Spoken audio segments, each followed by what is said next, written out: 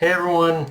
Okay, so obviously, big thing to talk about is that Loki is in a sense now free, as Luffy and Zoro freed him from his cuffs, but left his leg restraints on. Although, I think just doing that much has potentially fucked Elbaf. And I read through Zoro and Luffy's exchange several times, and initially I was during this whole thing of getting the key, freeing him. I've been for the most part on Zoro's side, but I've been for the most part on Zoro's side with only freeing him partially. But the more I read through this chapter specifically and their exchange together, the more I realized these two are fucking idiots. Not one of them is correct in their not one of them is correct in their plan. And maybe I should have realized that sooner, but yeah, these two idiots are just with what they did are about to get everyone killed. Because my motto for this situation would have been questions first.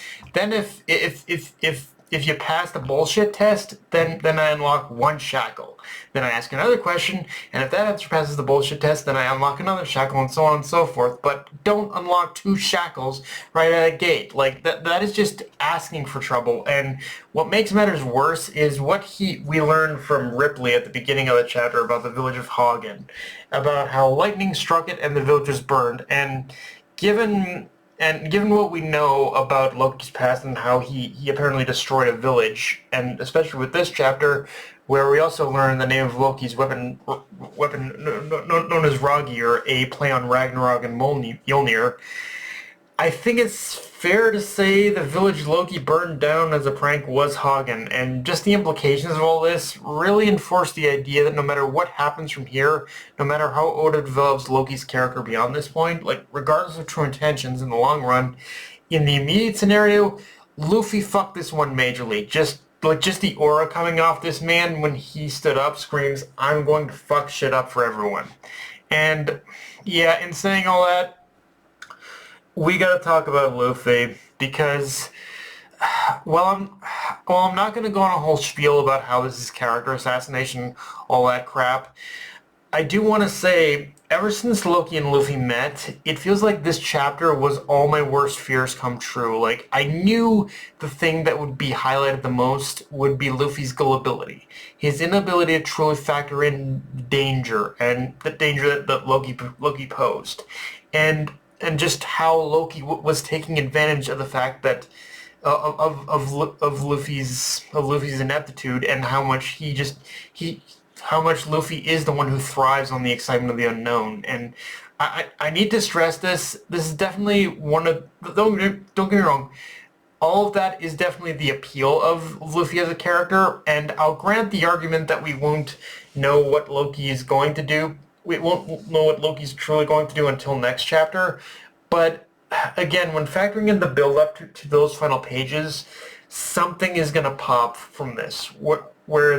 Although just where it goes is the question. And I guess where the problem begins for me is I know exactly where things are going to go from here. The Straw Hats are going to get in trouble with Elbaf for freeing Loki, and Luffy's going to speak up and give a whole speech about wanting to make it right, pleading with the others in order to go after Loki himself in order to fix his mistake. And it's like, okay, fine, but why didn't you realize this sooner? Why did this whole thing need to even happen? This whole mess could have been avoided, Luffy, if you just left well enough alone this one time. And it's one of those things that just draws attention to the problem, but simultaneously I also know that can't happen because Oda deliberately set Loki up as being a key character, so him getting free is required for the plot to move forward. And trust me, I know I'm kind of getting tangled up in my words here, but I guess at the core of what I'm saying is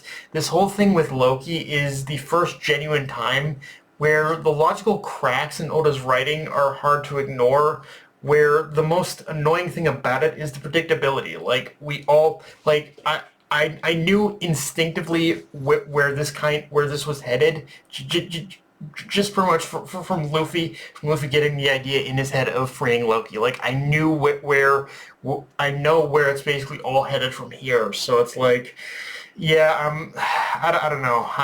I'm probably I'm probably overanalyzing it, overhating it, but it's like it was a problem that's kind of it is a problem that does kind of stick out like a bit of a sore thumb, and it's something I just can't deny either.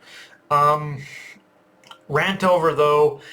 I do like a lot of one thing I do like about this chapter though is once again a lot of the character bits, whether that's like with Ripley and whether that's with Ripley and Frankie, with Frankie kind of getting a real vibe for basically what the Atom Tree, like learning more about the Atom Tree, or even just the simple scene of the party with Usopp getting blitz drunk and kind of partying with the Giants, and just Nami commenting on Usopp having fulfilled one of his lifelong dreams and it coming true. Like, it's a nice moment that shows even if Elbaf wasn't all that he thought it would be, Usopp has still, like, achieved his goal of visiting Elbaf, getting to see what Elbaf is, like learning about it. He's still in many ways accomplished his goal. Like, the only thing that's left for Usopp to do in this moment is to is is is it's kind of now up to him how he